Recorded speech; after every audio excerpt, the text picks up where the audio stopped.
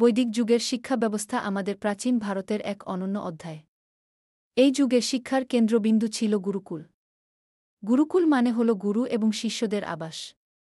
এখানে শিক্ষার্থীরা গুরুদের কাছে থেকে শিখত এবং গুরুদের সেবা করত।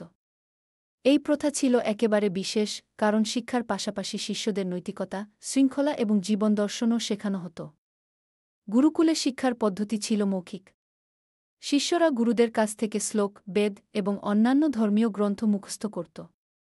এই পদ্ধতিতে শিক্ষার্থীরা শুধু জ্ঞান অর্জন করত না, বরং তাদের স্মৃতিশক্তি এবং মনোযোগও উন্নত হতো।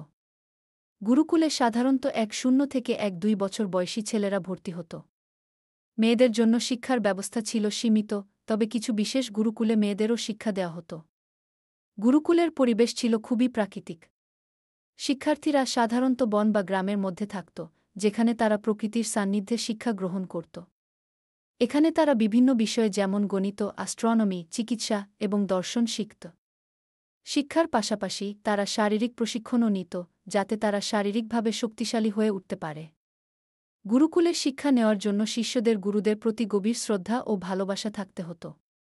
গুরুদের প্রতি এই শ্রদ্ধা ছিল শিক্ষার অন্যতম একটি অংশ। শিষ্যরা গুরুদের সেবা করত, তাদের প্রয়োজনীয়তা পূরণ করত এবং গুরুদের থেকে শিক্ষা গ্রহণ করত। এই সম্পর্কটি ছিল একেবারে পবিত্র। বৈদিক যুগের শিক্ষা ব্যবস্থায় জ্ঞানের চর্চা ছিল বহুমুখী। এখানে শুধু ধর্মীয় শিক্ষা নয়, বরং বিজ্ঞান, গণিত এবং সাহিত্যেও গুরুত্ব দেওয়া হতো। শিক্ষার্থীরা বিভিন্ন বিষয় নিয়ে আলোচনা করত, প্রশ্ন করত এবং নিজেদের চিন্তাভাবনা প্রকাশ করত। এইভাবে তারা নিজেদের জ্ঞানের পরিধি বাড়াত। গুরুকুলের শিক্ষা ব্যবস্থা আমাদের শিক্ষা ব্যবস্থার ভিত্তি স্থাপন করেছে। আজকের আধুনিক শিক্ষা ব্যবস্থায়ও আমরা অনেক কিছু শিখতে পারি এই প্রাচীন পদ্ধতি থেকে। গুরুকুলের শিক্ষা আমাদের শেখায় যে জ্ঞান অর্জন শুধু বইয়ের মধ্যে সীমাবদ্ধ নয়, বরং জীবনের প্রতিটি ক্ষেত্রে প্রয়োগ করা উচিত।